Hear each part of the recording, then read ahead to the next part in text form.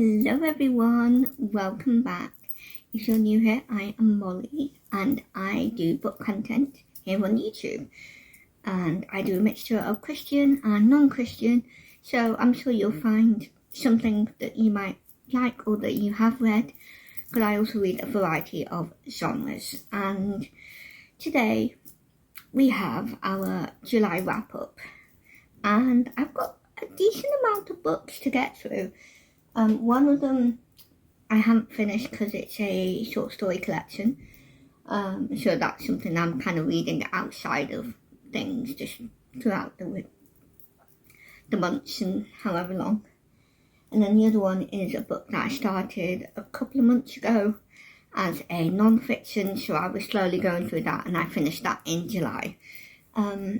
So yes, I also have a few library books which I don't have, so I will need to put them up on the screen and I will tell you those when we get to them.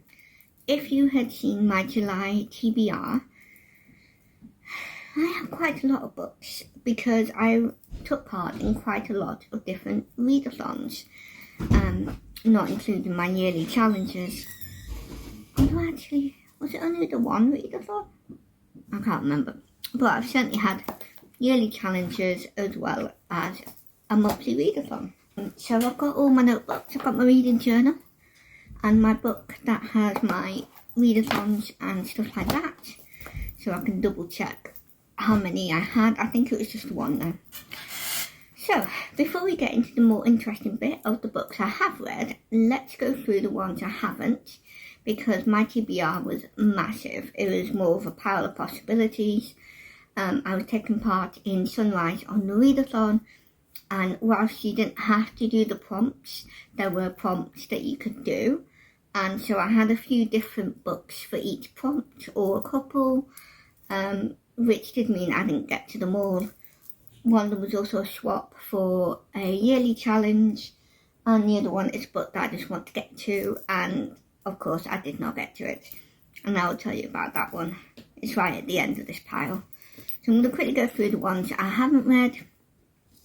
I'm not going to tell you if I'm bringing them, continuing them on for August, because there's no point. I'm just going to tell you now, I'm not bringing any of them through unless I decide I want to read them, and not including the really big book that I have been wanting to get to, but haven't yet. So the first book in the pile, we're in no particular order of the books I didn't get to, is The Midnight Palace by Carlos Ruiz-Zafón. That was for translated works. The next one I didn't get to is Gabriel Garcia Marquez, and this is Strange Pilgrims by him. I think this is another short story collection, another translated work. I didn't get to this either.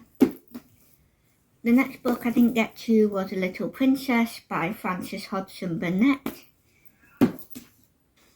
The next book that I didn't get to is A Darker Shade of Magic by V.E. Schwab, or Victoria Schwab, and this was a marginalised author because she's queer. I'm not sure which label she uses, if she uses one, but she's certainly in the LGBT community. The life of a cat owner. Can't decide where they want to go.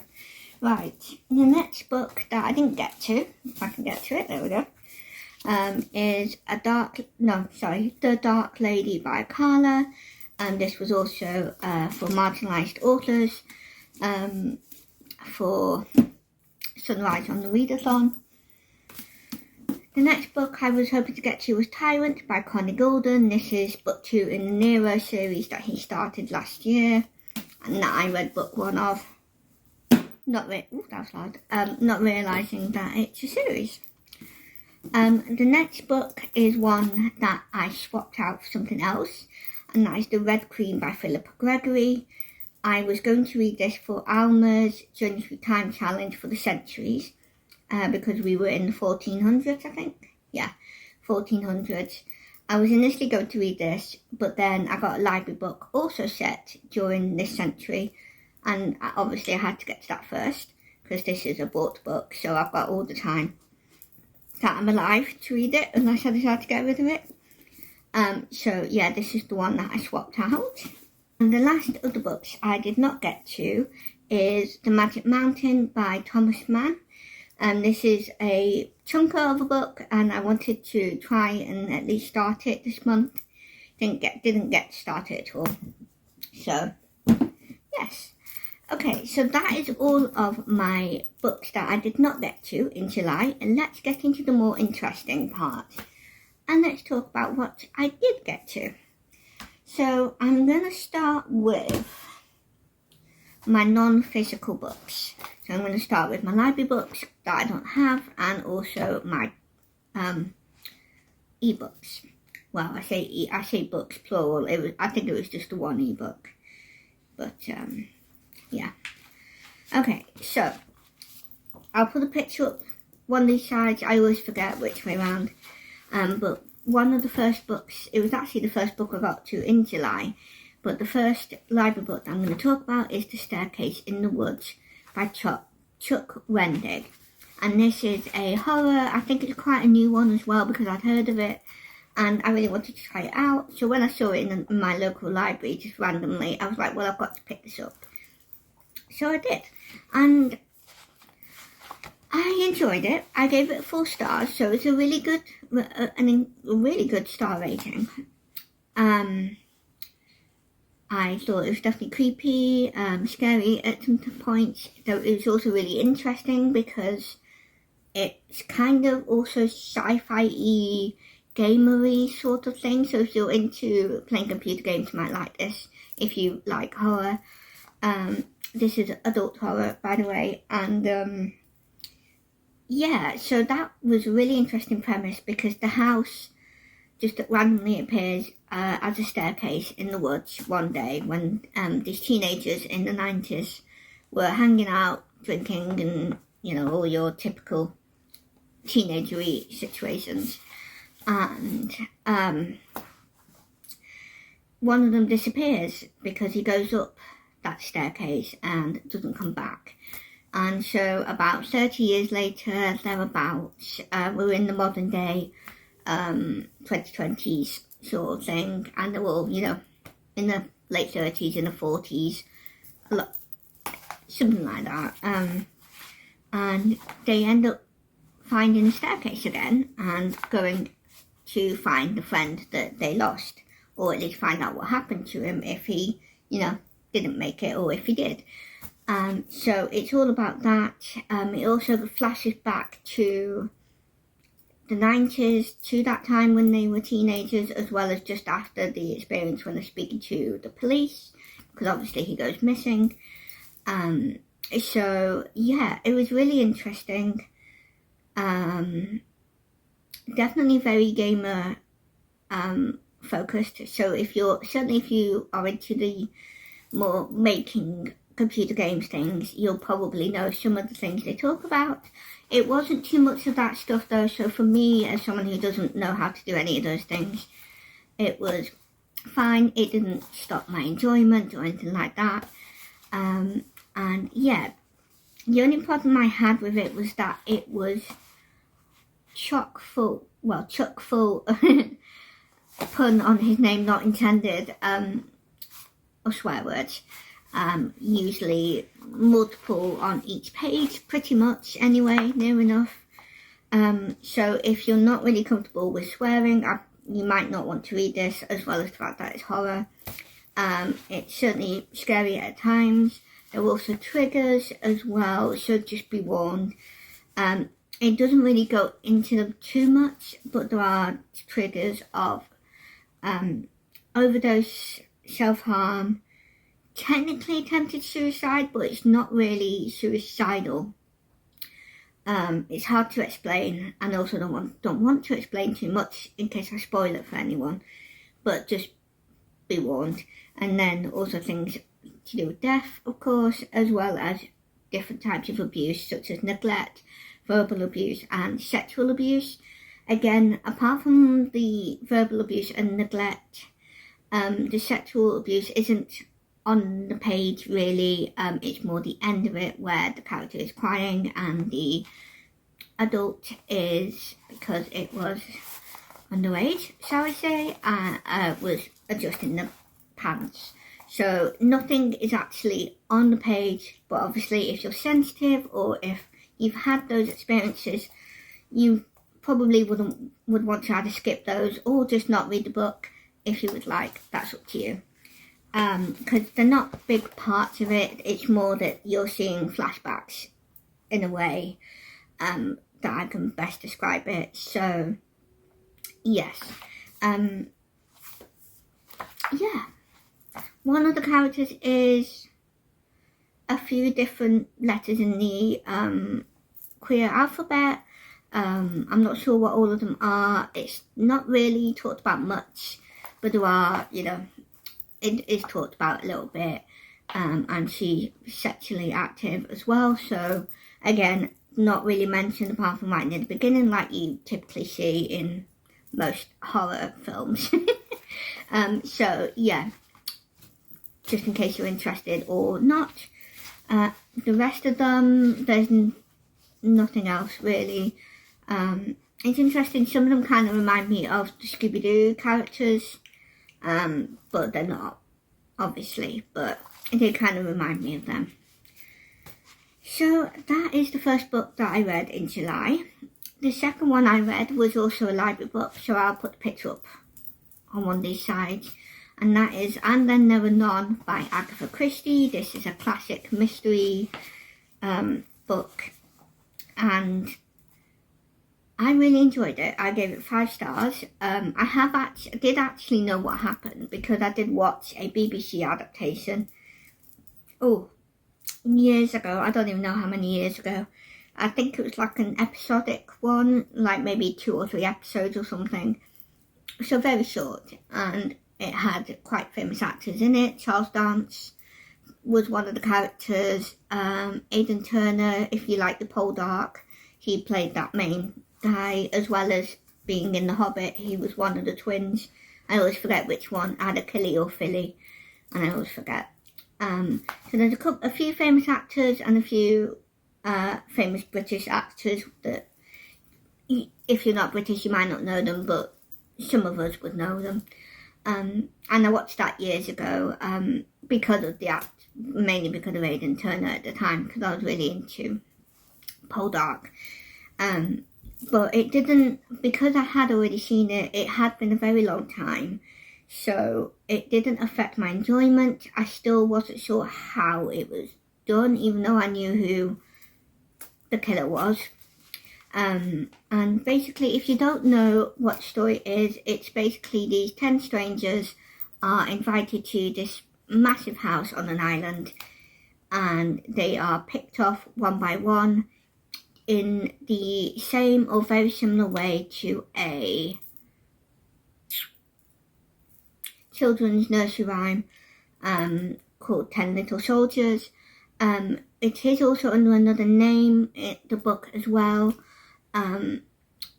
but because of racism stuff, it was changed to 10 Little Soldiers. It was initially called 10 Little Indians, I think, something like that. So yeah, they changed that. It wasn't any racial undertones that I could remember. If there were, it was very subtle and I didn't notice. So yeah, I did use that for Sunrise On The Readathon, where we had prompts of banned or challenged books, and I used Agatha Christie's And Then There Were None for that, because she has been banned / challenged for that book in particular, because of obviously the racism stuff. So yes, I used that, but the book itself was very atmospheric. It was like I was there. It was very British, so if you know your British summers, because it's set in the summer, it's pretty accurate. So yeah, I really enjoyed it. I've been going through her books recently, and yeah, there's not been any I hated. There was one that I gave a 4-star, but I mean, that's still a really high score. So, yeah. Okay, and then the next one that I don't have a physical of is my third and last library book. This wasn't the So I didn't read this straight away after reading And Then There Were None. This was a couple of books later.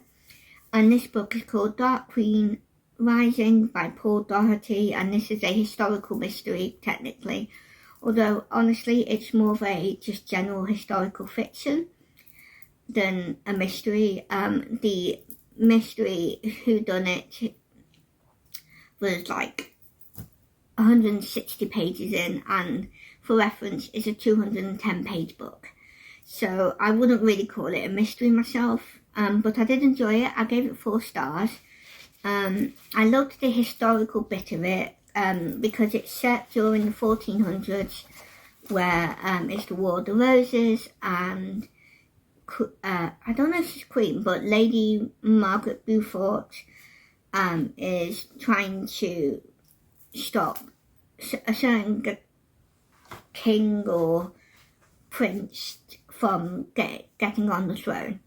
And it's mainly about that, so there's a lot of political unrest, a lot of, there's certainly mystery in terms of like, how are we going to do this sort of thing, but not really a mystery like you would read an Agatha Christie. But I did enjoy it. It was mostly clean. There were bits of swearing, but mainly in reference to Margaret Beaufort, where they used a swear word. I think they used the female dog swear word, if I remember correctly, but it's been too long for my brain to remember now. Sorry. But yes, so I read that. Also, the word for illegitimate children was also used. That is often used as a swear word, but because I wasn't sure whether you would count as a swear word when they're only using it as a name for illegitimate children.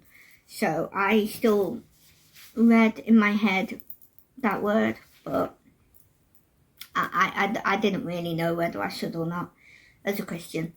So yeah, but other than that, there wasn't really any swearing. It was clean, as far as I can remember. Yeah, that's it really. So that was my last library book, and then the last ebook, well, the last non-physical book that I have is an ebook that I was reading, and I was reading. For Dark Queen Rising, I did use that to swap the Red Queen book that I was going to read for Alma's Centuries Challenge. So instead I read Dark Queen Rising because that's set in the 1400s. So I used that for her Centuries Challenge.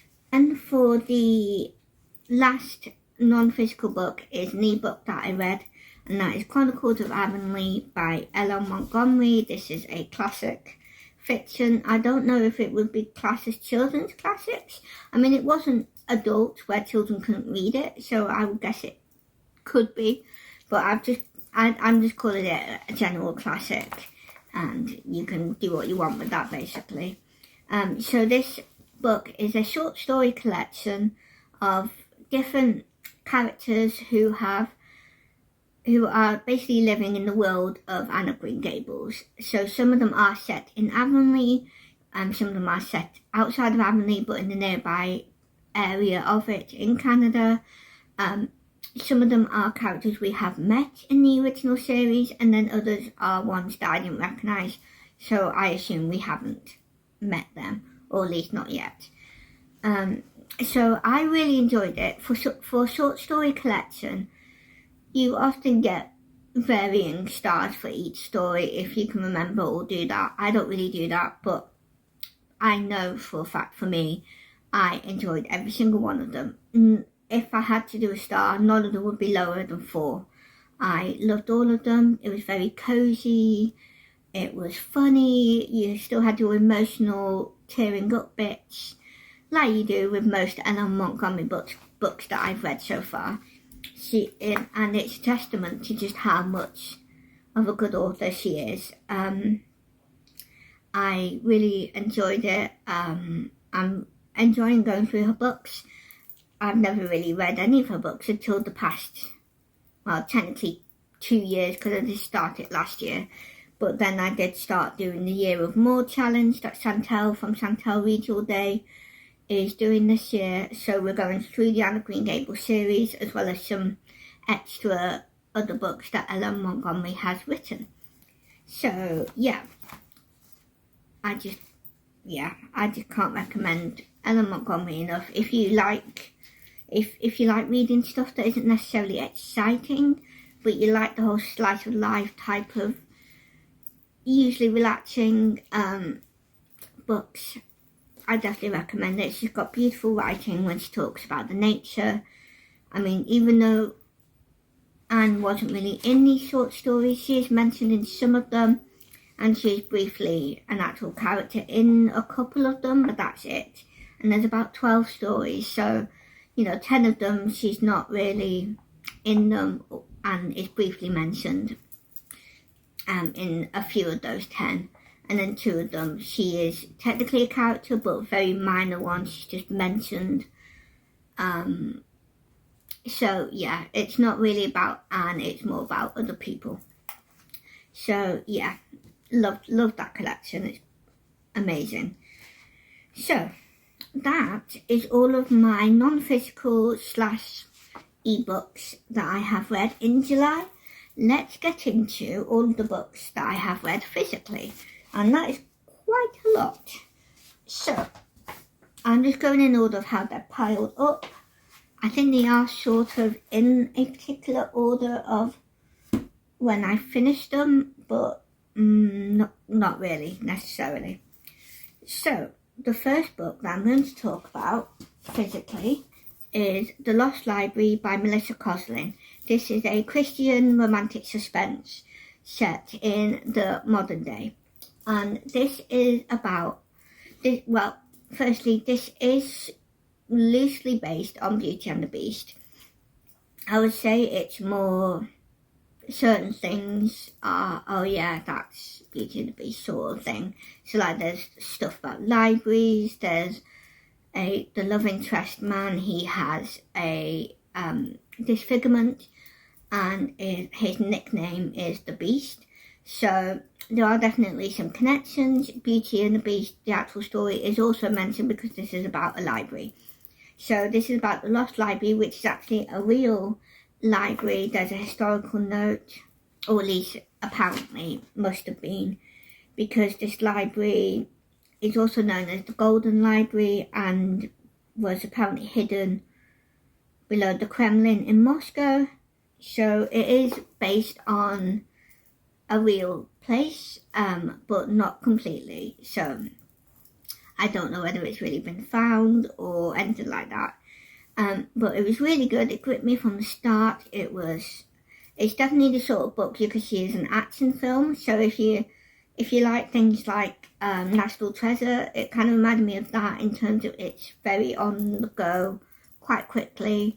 The romance was really sweet. I loved what are their names? Asher and Callie. Sorry, Asher and Callie are the love interests. Callie is the main character, and yeah, I loved their relationship. I loved the friendship that they have with some of the other characters. Because it's Christian, there are a couple of come to faith or come back to faith moments. I did find them a little bit unrealistic / cheesy. The come to faith moment wasn't particularly cheesy, but very easy. So it was very quick, really, which I think is a little bit unrealistic. Obviously, that is the case sometimes, where it is a very quick done, you come to Jesus moment sort of thing. But then a lot of people, I think most people, it's more of a gradual thing, especially if you're not someone who grew up in a Christian household. So yeah, I did find those a little bit unrealistic, but beautiful to read. I definitely still teared up, certainly for the one where the character completely comes to faith and wasn't a Christian before, especially that one. Although that character in particular did read younger than I thought. So that character is supposed to be 28, but she read more like about 10 years younger, like 18, 19, 20. I don't know if that's because there are allusions to possible autism/ADHD, I don't know.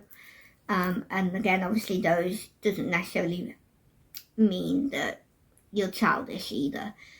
So yeah. But yeah, no, I did really enjoy the book. I think I gave it 5 stars, let me check. Yeah, I gave it 5 stars. Oh yeah, it was, even though it gripped me and I found it really exciting, it was still quite predictable as a general plot. But I still really enjoyed it. I still think it's worth a read, and I'm definitely interested in trying Melissa Coslin at some other point with her other books.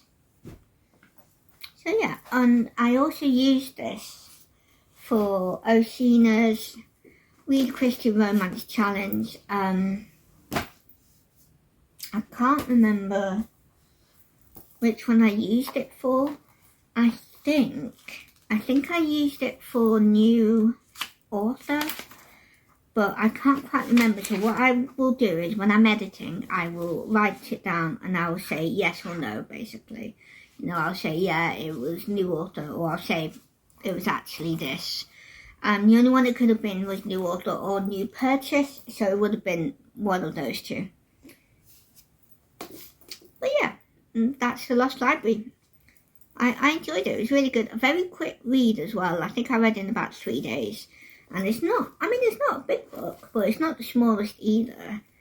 Like the writing takes up most of the page. It's not particularly big writing. It's not small either, but because it's like 300, in the mid 300s nearly, yeah, not quite, 348. So it's not the smallest book in the world either, but yeah. The next book that I'm going to talk about is Night Shift by Stephen King. This is also a short story collection, and I tried to read about one a day, because the short stories were quite long. They did vary in length, but they were still pretty long. They'd be like 30 pages or something. So, yeah, I read this throughout July, and yeah, I gave this, what did I give this? Okay, so I gave this 3.5 stars because it's a short story collection. Some were really good, and had a little bit of a cliffhanger, so I was like, well, I want to know what happens next. And some of them were fine. Some of them were definitely scary, so because obviously Stephen King is most notably known for his horror, but he does write other things like historical, thrillery sort of books, so it did kind of vary, but they all had that same feelings of anxiety type of thing for different reasons, so yeah. And this is a good testament to what most short story collections would be like for me, like 3.5 stars. So the fact that I still gave Ellen Montgomery's one 5 star, just didn't expect that at all. There was swearing in this. There was one instance of not very nice talk about a plus size woman, but that was only once early on, very briefly. And then it continued. I'm not too fussed about reading Stephen King's horror, but there are some books that he's written that I would probably find more interesting, like his thrillery or historical ones, like the one about JFK. I can't remember the date, but that's the title of it.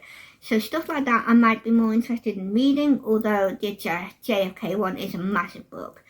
So that does kind of scare me a little bit. But in general, I wouldn't really read his books.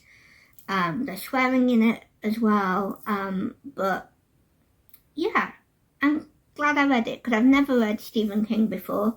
I could definitely see why he's a popular author. I thought his writing was really good. It was definitely, you felt like you were there. Very, well, not very descriptive, not like Ellen Montgomery in that way, but like it was still descriptive enough. But yeah, it was fine. I don't know if I wrote anything else in my reading journal for it. Yeah, oh yeah, I also there were times where I just didn't want to continue. I did, because it's short story collected, so some stories I'll enjoy loosely, with it being, not great topics. But yeah, so there were times where I didn't really want to read this. But yeah, that's that one. The next one is a book that I've not finished, because again, this is a short story collection, and that is the Brothers Grimm collection of original folk tales and fairy tales. I'm quite far in it. There you go. So that's all I've read, and then that is what I have left. And I have been reading this for over a year, because I went through phases of reading 1 or 2 a day, and then I would not read it for a long time. I've been more consistently reading it the past month, and I would usually try to read about 2 a day, kind of like in the morning and evening sort of thing. And it's good so far. They're usually a lot shorter than Stephen King's. It's very interesting seeing how similar these stories are. Some of them are very, very similar, if not almost identical, and that's kind of strange, because I thought they were supposed to have collected stories from different cultures and countries.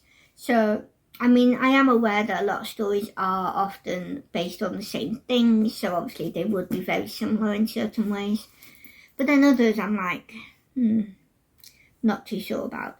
But I have so far read a few of the really famous Grimm stories that we all know, things like The Goose Girl, Snow White.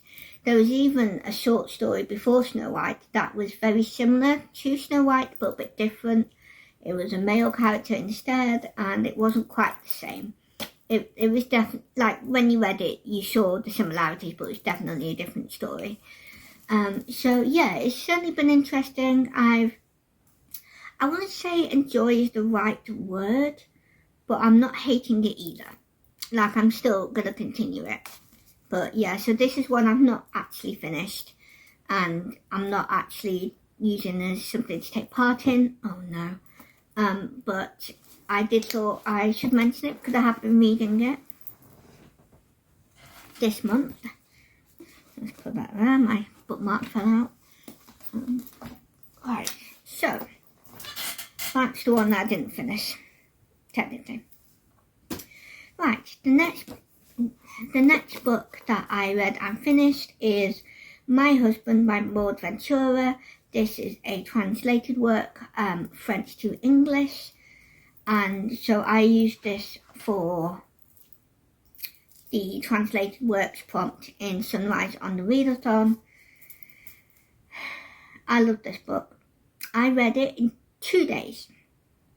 2 days. Now let's be honest. It's not the biggest, no, not the smallest writing in the world. It does take up most of the page, but it's not the smallest writing, and it's not the biggest book. It's only 260 pages. So it is a very short book. Definitely something you could easily read in a day or a couple of days, depending on how fast you read and how interested you are. But I'm a slow reader, and I started this on one of the days where I am usually quite busy.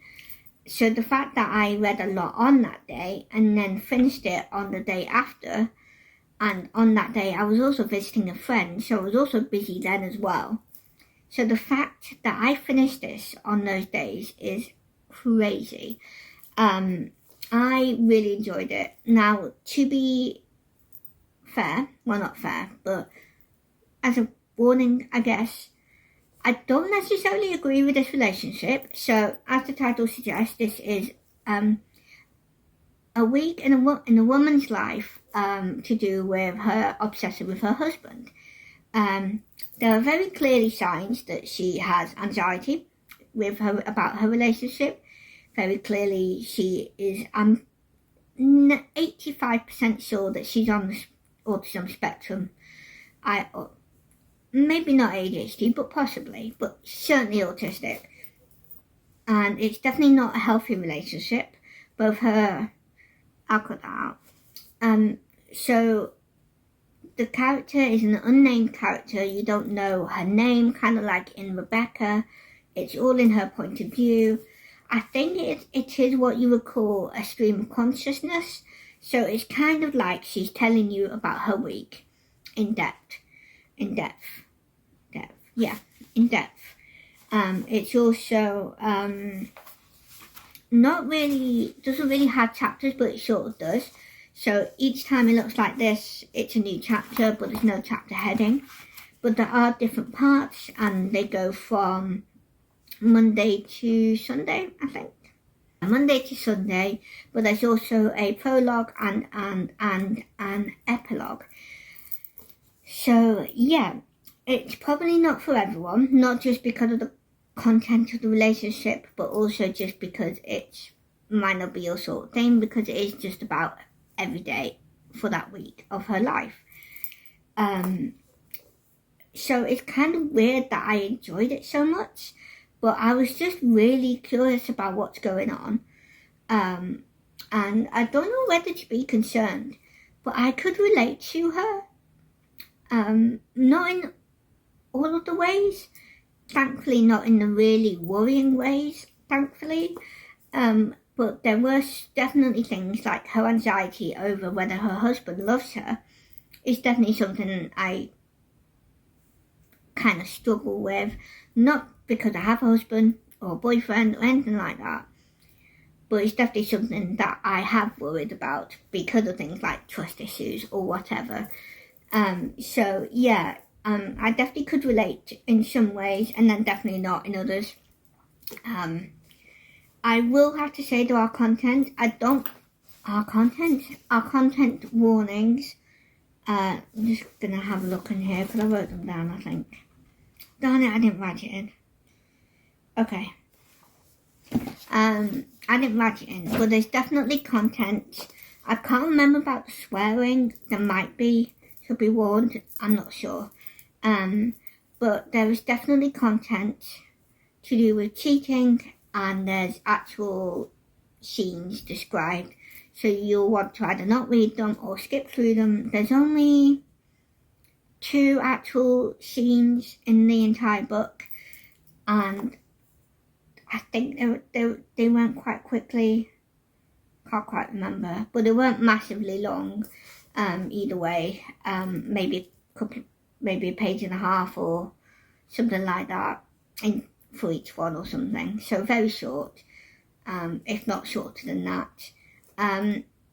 So yeah, definitely don't recommend their relationship. Definitely not. I definitely think it's what I think a lot of people call weird girl literary fiction, I think. Yeah, I really enjoyed it though, despite not, agreeing with their relationship. But yeah, it was certainly very interesting. It could definitely read like a thriller. It wasn't. It's just literary fiction. But if you're making a film out of it, you could definitely pretty easily make it into a bit of a thriller. Right. The next book I'm going to talk about is a book that I finished in July, but I didn't start in July. I started before then. And this is the non-fiction I was going through, and this is How to Talk About Jesus Without Looking Like an Idiot by Andy Bannister. This is a Christian non-fiction about how to evangelize in your everyday life and, talk about Jesus. And he was very realistic. I really enjoyed it because he talked about ways of doing it without being Bible bashing, basically. He talked about different questions you can ask that are kind of open-ended. He even actually has actual an actual guide of questions that you can ask at the back as well. And obviously they're not the only questions, but they can kind of help guide you on talking about Jesus. I really enjoyed it. He was really funny. He's British, so there's definitely British humour. Oh, that's better. Okay. So, yeah, I really enjoyed it. What did I give it? Okay, yeah. I gave it 4 stars. Yeah, it was really good, really informative. And the fact that it has actual guides on how to do this is also really useful. I definitely recommend it if you feel like you're lacking in how to sort of talk about Jesus more in your daily life with strangers and just other people around you. I definitely recommend this. I actually picked this up at a charity shop, so I'm really pleased about that. So yeah, that's that one. The second to last book that I read, well, that I'm talking about, I actually read this right near the beginning, but I read Beneath the Sugar Sky by Shauna Maguire. This is a novella from the Wayward Children novella series, and this is a adult portal fantasy series. So there's different worlds, and this one is the 3rd book in that series. So I gave this 5 stars. I will say that this is a continuation from the 1st book, which is Every Heart a Doorway. I'm not sure how much time has passed, but I don't think much time passed between those 2 books. So I don't recommend leaving it too long if you liked reading it. I don't recommend waiting too long before reading this one afterwards, because I did that. It's been quite a while since I read the 1st book, and it took me a minute to remember the characters, because there was a couple of characters mentioned and I couldn't remember who they were because it's been so long. But then I remembered and it was fine. So this continues on from after the events of book 1, and this follows some of the students that you meet in the 1st book, as well as a new girl who comes from a sort of sugar candy type world. Not sure how else to describe it, but it's really interesting. I really enjoyed it. Definitely very fantasy, as well as the whole sci-fi bit with the portals. Really enjoyed it. I don't remember there being any swearing. There was no sexual content or anything like that. But there are mentions of nakedness and a woman's privates, but not in a sexual way. So just be aware of that. But there's nothing sexual about it, nothing spicy. It's just something happens where this character ends up naked, unfortunately. Not any, abusive or assault stuff. It's just, I don't want to describe it because not that it's integral to the plot or anything, but, I don't want to give away spoilers. So there's nothing to worry about with that situation other than whether she'll get cold and get chill. So yeah, nothing untoward about that in particular, but if you're not comfortable reading that, you can always skip over it or just not read the book, up to you. But I really enjoyed it. I've now actually finished all of the books that I have. There are more books in this series, and because the other 2 were definitely better than the 1st one, I'm definitely still willing to continue with this series. I'm really enjoying it. Don't know when I'll get around to the 4th book and onwards, but it's definitely on my TBR for some time. Is there anything else I want to talk about for that one? Oh yes, one of the main characters in this book is plus size, so it was really great to see plus size representation, because I am also plus size. So it's really nice to see that. And her struggles with it a little bit as well, not massively, like there's nothing, there's no sad bits really, if you know what I mean, not massively anyway. So yeah, really enjoyed that as well. It's always great to read from people who have similar experiences to you. So yeah. So, and the last one is the most exciting one. Oh, wait. Before I forget, I did also use this for marginalised authors for the Sunrise On The Readathon. So I used this for that. So, the last but certainly not the least of the books I read in July is Mockingjay by Suzanne Collins. I finished the original trilogy.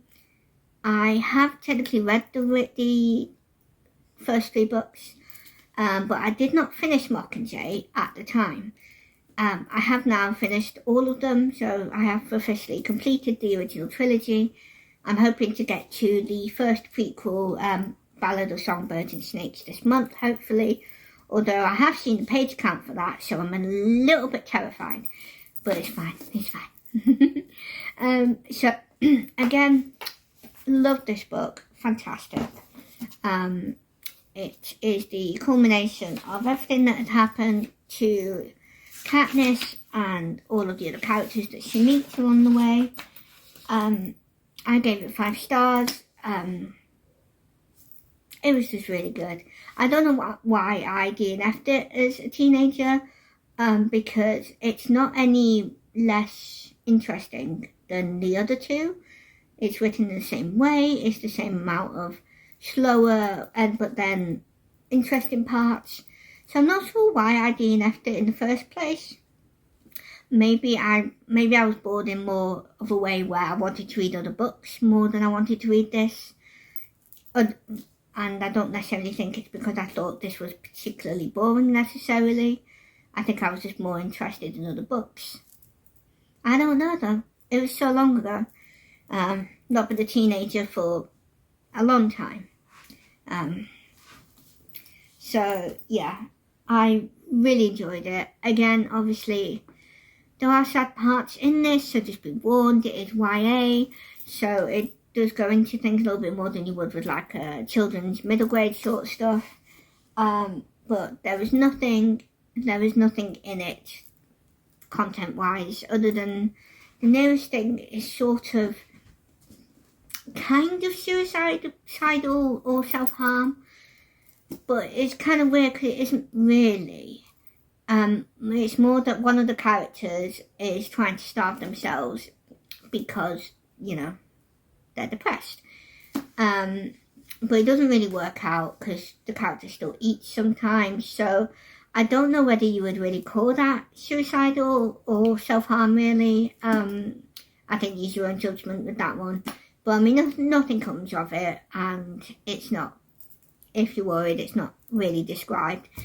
But yeah,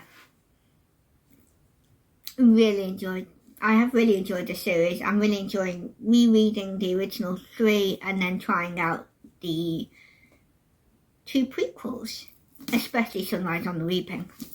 But I don't think I'll get to that until at least September. Could even be longer, I don't know. But I did also use this for a bonus prompt in Sunrise on the Readathon. So there was a bonus prompt for anyone who reads any of the Hunger Games series. That includes the prequels as well as the trilogy. So obviously I ticked that. That was like a month-long extra prompt because you didn't actually have to do the prompts. So yes, that was good. Yeah, so that's all of them. I'm just going to double check whether I talked about my yearly challenges. Oh yes, so one of my yearly challenges that I'm doing is the Cozy Reading Challenge by Teresa, and the prompt that I was on was Book Tote. So that was more of an activity prompt, and so where you buy a book or a book related thing. So that's what I did. I bought books and a book tote to go with them because I can't not. So I took a photo of that and posted that on my Instagram. You'll be seeing the books that I bought because I think next week I will be uploading my book haul. Not this weekend coming, but the weekend after. So stay tuned for that. Because I will have a few months worth of books, including that particular haul that I just mentioned. Then for the Princess Bride-athon, right, so for the Princess Bride-athon, I used, by Katie from Paperbacks and Ponytails, I used the prompt borrowed book, Farm Boy, which is a borrowed book, and I used And Then Never None by Agatha Christie because obviously that was a library book, a borrowed book. So I used that, and that was the only prompt I filled out. Oh yes, right, so obviously, as you know, I talked about Alma's yearly challenge and that we were doing the centuries of, each century for the 1400s, and I used Dark Queen Rising for that. Well, she's also doing a decades one as well, starting from the 1910s all the way up to the 2020s. And so for July, it was the 1970s, and I used Night Shift by Stephen King because this was originally published in, I want to say 1976, certainly the 1970s anyway. Yeah, so this was originally published in 1978, but this particular paperback edition with this cover was 2012, but I'm going off the original publishing for that book. So I used that for the July prompt for Alma's one. Then for Read Your Bookshelf Challenge by Chantel from Chantel Reads All Day. Oh yes, that was it. The July prompt was royalty, so I also used Dark Queen Rising for that one. And then, because obviously it's about royalty and stuff like that. And then, as you know, for Read Christian Romance, which is by Oshina from Oshina's Got to Read Them All. Can't remember if I've said her channel right there, but it's okay. But her prompt that I used was new author, and that was for The Lost Library, because that's Christian romance. So I did get that right, that's good. And then obviously, as I said, for the Year of Maud, it was Chronicles of Avonlea for July. So that's my yearly challenges, and I've talked to you about Sunrise on the Readathon already. So that's good. So yes, and that's all the books I have read in July. I hope you enjoyed. I would like to say thanks again to Katie and all of the other people who thought up Sunrise on the Readathon and helped out, because there was a Discord. The Readathon was based on Sunrise on the Reaping, so we had different districts and all of this stuff, and it was just amazing. So thank you again, Katie, and everyone who was involved with that, all the librarians and the mentors for each district. Just you all worked really hard, and it was definitely a labour of love, you can really tell. So yes, thank you again for that readathon. I thoroughly enjoyed it. It is on next year for anyone who might be interested but didn't do it last year. All being well, I think Katie's planning to do it next year as well. I'm assuming in July. I don't know. But yeah, either way. So yes, really enjoyed that. So I will leave you because that's everything. I don't need to continue rambling on. Thank you everyone for watching. And don't forget to like and leave a comment. Let me know what you read in July. Did you have any DNFs, any low stars, any higher rated ones? what readathons did you do, or yearly challenges? Let me know. Tell me what you read, what you enjoyed, all the rest of it. And yes, I will leave you all to it. And God bless. Bye.